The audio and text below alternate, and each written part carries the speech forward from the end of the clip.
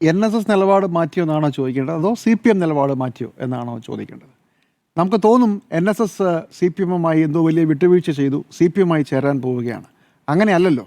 8 വർഷം മുമ്പ് ശബരിമലയിൽ, 7 വർഷം മുമ്പ്, 7-8 വർഷങ്ങൾക്ക് മുമ്പ് ശബരിമലയിൽ സ്ത്രീകൾ കയറണം എന്ന് പറഞ്ഞ് സുപ്രീം കോടതി വിധി അതുപോലെ നടപ്പിലാക്കാൻ ഇറങ്ങി പുറപ്പെടുന്ന CPM സർക്കാർ അതിനെതിരെ മറ്റ് രാഷ്ട്രീയ പാർട്ടികൾ പോലും മടിച്ചു നിൽക്കുമ്പോൾ നായർ സർവീസ് സൊസൈറ്റി കേരളത്തിൽ, പ്രത്യേകിച്ച് മധ്യ തിരുവിതാംകൂറിൽ ഒരു വളരെ വലിയ സമരം നടക്കുന്നു. തുടങ്ങുന്നത് ചെങ്ങന്നൂരും അതുപോലെ തന്നെ തിരുവല്ലയിലുമായിരുന്നു. അതിൽ CPM അതിനെ എതിർക്കാൻ തീരുമാനിക്കുന്നു, സ്ത്രീകളെ കയറ്റുമെന്ന് പറയുന്നു. അങ്ങനെ വളരെ വലിയൊരു സംഘർഷം കേരളം കണ്ടതാണ്. നാമജപ ഘോഷയാത്രകൾ, പുറകെ നമുക്ക് വലിയ അക്രമ സംഭവങ്ങളിലേക്ക് മാധ്യമപ്രവർത്തകരെ ശബരിമലയിൽ ഓടിച്ചിട്ട് അടിക്കുന്ന, കാറ് തകർക്കുന്ന ഒക്കെ സംഭവങ്ങൾ നമ്മൾ കണ്ടു. 8 വർഷം കഴിയുമ്പോൾ അന്ന് CPM ഇതിനെ എതിർത്തത് നവോത്ഥാന സദസ്സുകൾ കേരളം മുഴുവൻ നടത്തിക്കൊണ്ടാണ്. നവോത്ഥാന സദസ്സിൽ നിന്ന് 8 വർഷം കഴിയുമ്പോൾ അയ്യപ്പ സംഗമത്തിലേക്ക് മാറിയത് ആരാണ്? NSS അല്ല, CPM ആണ്. നിലപാട് മാറിയത് CPM-നാണ്. നമ്മൾ കഴിഞ്ഞ ദിവസം ഈ വിഷയം ചർച്ച ചെയ്യുമ്പോൾ അയ്യപ്പ സംഗമം നടന്നതുകൊണ്ട് ശബരിമലയ്ക്ക് ഉണ്ടാകുന്ന ഗുണഗണങ്ങളെക്കുറിച്ച് നമ്മൾ ചർച്ച ചെയ്യുന്നത്. ഞാൻ അന്നും പറഞ്ഞു അതൊരു വളരെ നല്ല കാര്യമാണ്. കേരളത്തിലെ ശബരിമല ലോകം മുഴുവൻ അറിയപ്പെടുന്ന ഒരു തീർത്ഥാടന കേന്ദ്രമായി മാറുന്നെങ്കിൽ അത് വളരെ നല്ല കാര്യം. അത് വടക്കേ ഇന്ത്യയിലെയോ തെക്കേ ഇന്ത്യയിലെയോ ഒക്കെ മറ്റ് തീർത്ഥാടന കേന്ദ്രങ്ങൾക്കാൾ വളരെ വലുതാകട്ടെ. പക്ഷെ നമ്മളിന്ന് രാഷ്ട്രീയം ചർച്ച ചെയ്യുമ്പോൾ 8 വർഷം കൊണ്ട് CPM-നുണ്ടായ പരിണാമമാണ് നമ്മൾ ചർച്ച ചെയ്യേണ്ടത്. ആചാര സംരക്ഷകർ എന്ന ഒരു നിലപാടിലേക്ക് CPM വരുന്നു. എവിടുന്നാ? നവോത്ഥാന സദസ്സുകൾ, നവോത്ഥാനം വേണം എന്ന് പറഞ്ഞെടുത്തു നിന്ന് ആചാരം സംരക്ഷിച്ച് കളയും എന്ന് പറയുന്ന ഒരു കാര്യത്തിലേക്ക് മാറുകയാണ്. അല്പം മുമ്പ് സ്മൃതിയുടെ ചർച്ചയിൽ ഒരു നിഷ്കളങ്കനായ രാഷ്ട്രീയ നിരീക്ഷകൻ പറയുന്നുണ്ടായിരുന്നു, പിണറായി വിജയന് സ്ത്രീകളെ കയറ്റുന്ന അടക്കമുള്ള പാർട്ടി നിലപാട് പറയാൻ പറ്റുന്ന ഏറ്റവും മനോഹരമായ അവസരമാണ് എന്ന് പറയുന്നു. സർക്കാസമാണെന്ന് അറിയില്ല, അദ്ദേഹം ഏത് ലോകത്താണ് ജീവിക്കുന്നത് അറിയില്ല. അപ്പം തന്നെ അപകടം മനസ്സിലായി CPM-ൻ്റെ പ്രതിനിധി ഇടപെട്ട് പറഞ്ഞു, അങ്ങനെ ഒരു പരിപാടിയെ ഞങ്ങൾക്കില്ല, സ്ത്രീകളെ ഞങ്ങൾ ആ പരിസരത്ത് പോലും അടുപ്പിക്കില്ല എന്ന് പറഞ്ഞ് വളരെ പെട്ടെന്ന് അത് തിരിച്ചു പറയുകയും ചെയ്തു. അപ്പോൾ ആചാര സംരക്ഷണമാണ് ഞങ്ങളുടെ നിലപാട് എന്ന് പ്രഖ്യാപിക്കുന്ന CPM-നെയാണ് 8 വർഷം കഴിയുമ്പോൾ നമ്മൾ കാണുന്നത്. എവിടെ പോയി നവോത്ഥാന സദസ്സുകൾ, എവിടെ പോയി നവോത്ഥാന സമിതി എന്ന് ചോദിച്ചാൽ നമ്മൾ പറയും നല്ല ഒന്നാന്തരം പച്ചവർഗീയത കഴിഞ്ഞ കുറച്ച് വർഷങ്ങളായി വിശദമായി പറയുന്ന വെള്ളാപ്പള്ളി നടേശൻ ആ സമിതിയുടെ തലപ്പത്തിരിക്കുകയാണ്. അവിടെ നിന്ന് തന്നെ എന്താണ് നവോത്ഥാന സമിതിയുടെ ഉദ്ദേശം എന്നുള്ളതിനെക്കുറിച്ച് നമുക്ക് ഏതാണ്ട് വ്യക്തമായ കാര്യമാണ്. അപ്പോൾ ഒരു രാഷ്ട്രീയ പരിണാമത്തിന് ശേഷം ഒരു പുതിയ സോഷ്യൽ എഞ്ചിനീയറിംഗിലേക്ക് തെരഞ്ഞെടുപ്പിന് മാസങ്ങൾ കഴിയുമ്പോൾ CPM കടന്നിരിക്കുകയാണ്. ഇതാണ് ഇതിൻ്റെ രാഷ്ട്രീയം. ഇങ്ങനെ വേണം ഈ വിഷയത്തെ കാണാൻ.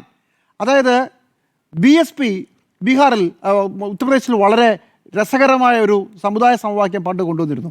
ബ്രാഹ്മണരും ദളിതരും ഒരുമിക്കുന്നത്. നമ്മൾക്ക് ഇവിടെ നിന്ന് ആലോചിക്കുമ്പോൾ അത് വളരെ വിചിത്രം എന്ന് തോന്നും.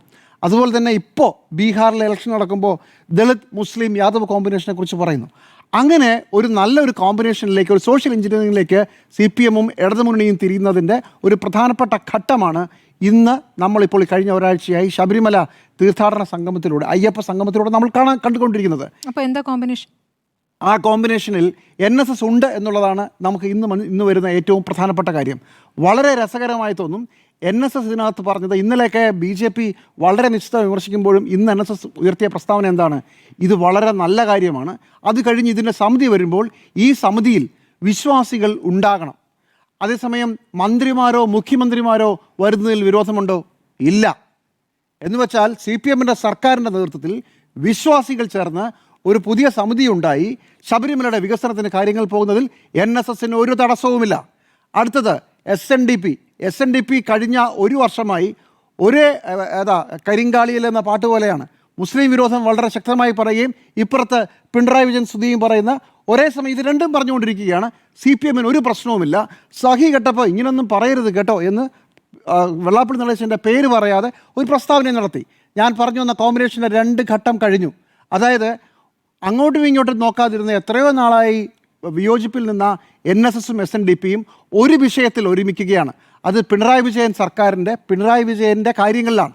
അതുപോലെ തന്നെ ശബരിമലയിലെ കാര്യത്തിൽ NSS നിലപാട് പ്രഖ്യാപിച്ചിരിക്കുന്നു.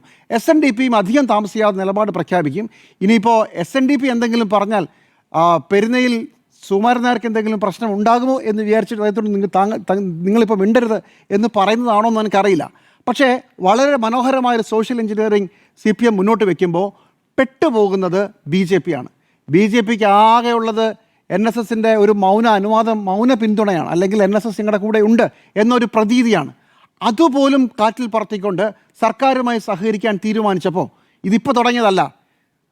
NSSൻ്റെ ജനറൽ സെക്രട്ടറി സുകുമാരൻ നായർ ആശുപത്രിയിലായിരിക്കുമ്പോൾ പിണറായി വിജയൻ മുഖ്യമന്ത്രി നേരിട്ട് പോയി കണ്ടത് നമുക്ക് ഓർമ്മയുണ്ടാവും. പ്രതിപക്ഷ നേതാവ് അതും കഴിഞ്ഞ് 3 ദിവസം കഴിഞ്ഞാൽ പോകുന്നത്. ഇത് പണി നേരത്തെ തുടങ്ങിയതാണ്. നമ്മൾ വിചാരിക്കുന്നുണ്ടോ പെട്ടെന്നൊരു ദിവസം അയ്യപ്പ സംഗമം ഉണ്ടായതാണെന്ന്? അങ്ങനെയല്ല. ഇത് വളരെ വ്യക്തമായൊരു പ്ലാനിങ്ങിൻ്റെ ഭാഗമായി ഉണ്ടായതാണ്.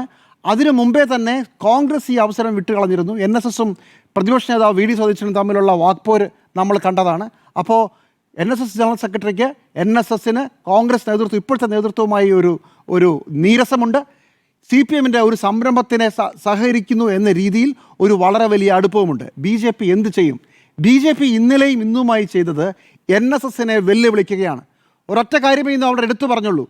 പഴയ നാമജപ ഘോഷയാത്ര മറക്കരുത്. അന്ന് നിങ്ങൾ തുടങ്ങി വെച്ച ഘോഷയാത്ര ഞങ്ങൾ ഏറ്റെടുക്കുകയും ഞങ്ങൾ സമരം നടത്തുകയും ചെയ്തതിൻ്റെ ഫലമായി ഒരുപാട് പേർ ഇപ്പോഴും പോലീസ് കേസുകളിൽ കുടുങ്ങിക്കിടക്കുന്നുണ്ട്. അത് മറന്നോ ശ്രീ സുകുമാരൻ നായർ എന്നാണ് ഇന്ന് BJP നേതാക്കൾ ചോദിച്ചത്. പ്രത്യേകിച്ച് കുമ്മനം രാജശേഖരൻ ചോദിച്ചത്. അത് വളരെ വളരെ വളരെ വ്യക്തമാണ്. കാരണം NSS ഈ കാര്യത്തിൽ സഹകരിക്കുകയും ശബരിമലയുടെ പേരിൽ ഒന്നിക്കുകയും ചെയ്യുമ്പോൾ BJP ആ മേഖലയിൽ അപ്രസക്തമാകും. കോൺഗ്രസിന് പിന്നെ പ്രത്യേകിച്ച് ഒന്നും ചെയ്യാനില്ല, കാത്തിരിക്കുക എന്നല്ലാതെ പ്രത്യേകിച്ചൊന്നുമില്ല. കാരണം കോൺഗ്രസ് ആ വിമർശനം പറഞ്ഞതിന് ശേഷം പിന്നെ നമുക്ക് തുടരെ കോൺഗ്രസിൻ്റെ വിമർശനം ഒന്നും കണ്ടില്ല. അവിടെ കോൺഗ്രസ് അത് വിട്ടു. പക്ഷേ BJPക്ക് ഇത് വിടാൻ പറ്റില്ല. അപ്പോൾ ആകെ തുക എന്താണ്? കടിച്ച പാമ്പിനെ കൊണ്ട് വിഷമിറപ്പിച്ചത് ആരാ? NSSആ? G സുകുമാരൻ നായരാ? ശബരിമലയിൽ നാമജപ ഘോഷയാത്ര നടത്തിയവരാ?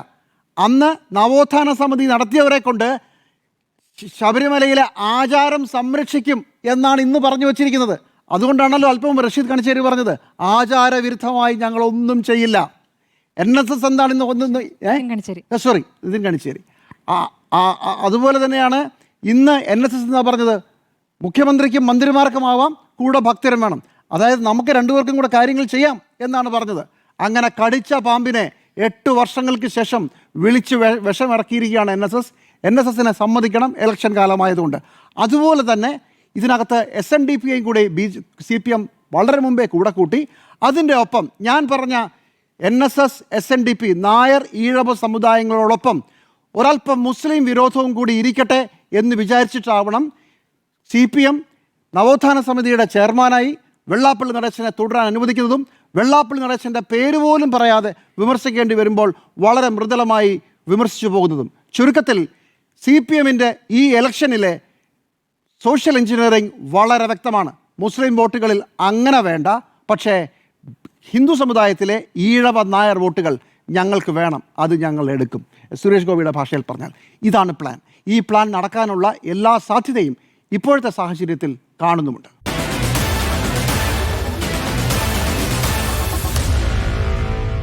Meet the editors.